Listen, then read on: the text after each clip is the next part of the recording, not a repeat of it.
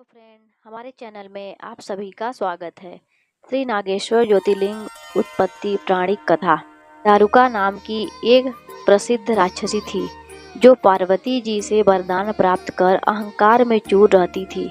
उसका पति दारुका बलशाली राक्षस था।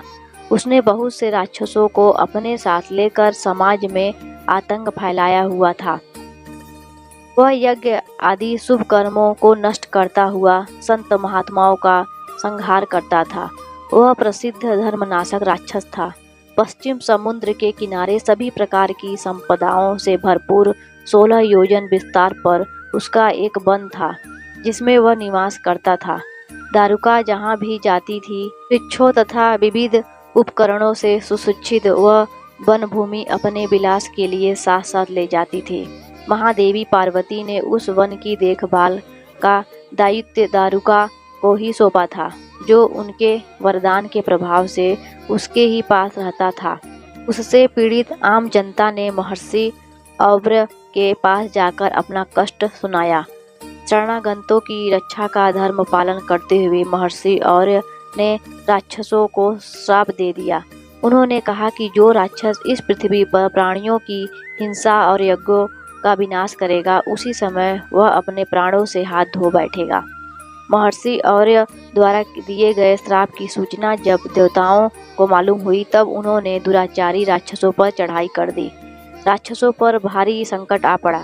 यदि वे युद्ध में देवताओं को मारते हैं तो श्राप के कारण स्वयं मर जाएंगे, और यदि उन्होंने ही मारते हैं तो पराजित होकर भूखों मर जाएंगे। उस समय दारुका ने राक्षसों को सहारा दिया और भवानी के वरदान का प्रयोग करते हुए वह संपूर्ण वन को लेकर समुद्र में जा बसी। इस प्रकार राक्षसों ने धरती को छोड़ दिया और निर्भयता पूर्वक समुद्र में निवास करते हुए वहां भी प्राणियों को सताने लगे। एक बार धर्मात्मा और सदाचारी सुप्री नामक शिव भक्त वैश्य था। जब वह नौका पर सवार होकर समुद्र में जलमार्ग से कहीं जा रहा था, उस समय दारुक नामक एक भयंकर बलशाली राक्षस ने उस पर आक्रमण कर दिया। राक्षस दारुक ने सभी लोगों को सहित सुप्रिय का अपहरण कर लिया और अपने पुरी में ले जाकर उसे बंदी बना लिया। क्योंकि सुप्रिय शिव जी का अनन्य भक्त थे, इसलिए वह हमेशा शिव जी की आराधना में तन्मय में लगे रहते थे।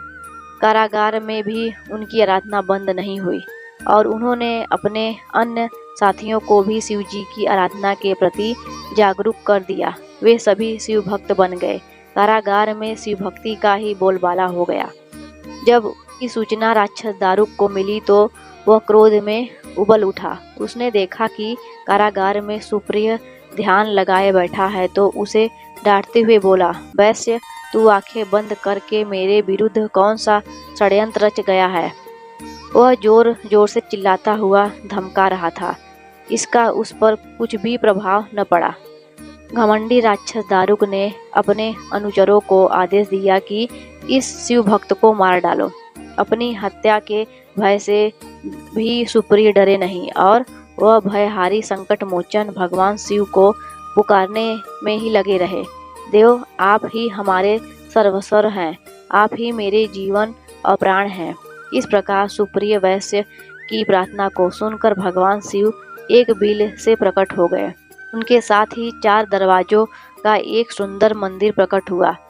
उस मंदिर में मध्य भाग में गर्भगृह में एक दिव्य ज्योतिर्लिंग प्रकाशित हो रहा था तथा शिव परिवार के सभी सदस्य भी उसके साथ विद्यमान थे। वैश्य सुप्रिय ने शिव परिवार सहित उस ज्योतिर्लिंग का दर्शन और पूजन किया। प्रिय के पूजन से प्रसन्न भगवान शिव ने स्वयं पाशुपतास्त्र से लेकर प्रमुख राक्षसों को व उनके अनुचरों को तथा उनके सारे संसाधनों को, अस्त्र शस्त्र को नष्ट कर दिया। लीला करने के लिए स्वयं शरीर धारण करने वाले भगवान शिव ने अपने भक्त सुप्रिय आदि की रक्षा करने के बाद उस वन को भी यह वर दिया कि आज से इस वन में ब्राह्मण, क्षत्रिय, वैश्य तथा शूद्र इन 4 वर्णों के धर्मों का पालन किया जाएगा। इस वन में शिव धर्म के प्रचारक श्रेष्ठ ऋषि मुनि निवास करेंगे और यहाँ तामसी दुष्ट राक्षसों के लिए कोई स्थान न होगा। राक्षसों पर आए इसी भारी संकट को देखकर राक्षसी दारुका ने दीन भाव से देवी पार्वती की स्तुति की। उसकी प्रार्थना से प्रसन्न माता पार्वती ने पूछा, बताओ मैं तेरा कौन सा प्रिय कार्य करूं? दारुका ने कहा, माँ आप मेरे कुल की रक्षा करें। पार्वती ने उसके कुल की रक्षा का आश्वासन देते हुए भगवान शिव से कहा, नाथ आपकी कही हुई बात इस युग के अंत में सत्य होगी, तब तक यह तामसी सृष्टि भी चलती रहे, ऐसा मेरा विचार है। माता पार्वती शिव से आग्रह करती हुई बोली कि मैं भी आपके आश्रय में रहने वाली हूँ, आपकी ही हूँ, इसलिए मेरे द्वारा दिए गए वचन को भी आप प्रमाणित करें। यह राक्षसी दारुका राक्षसियों में बलिष्ठ मेरी ही शक्ति तथा देवी है, इसलिए यह राक्षसों के राज्य का शासन करेगी। यह राक्षसों की पत्नियां अपने राक्षस पुत्रों को पैदा करेगी, जो मिलजुल कर इस वन में निवास करेंगे, ऐसा मेरा विचार है।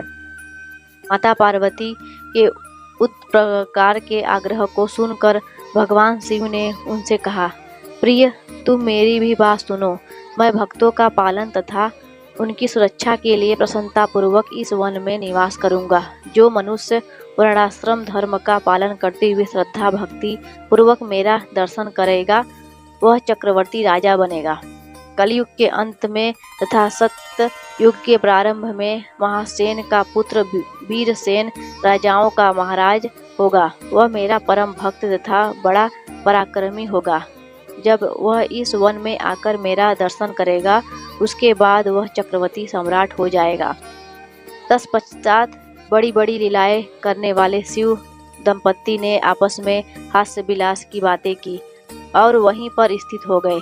इस प्रकार शिव भक्तों के प्रिय ज्योतिर्लिंग स्वरूप भगवान शिव नागेश्वर कहलाए और पार्वती देवी भी नागेश्वरी के नाम से विख्यात हुई।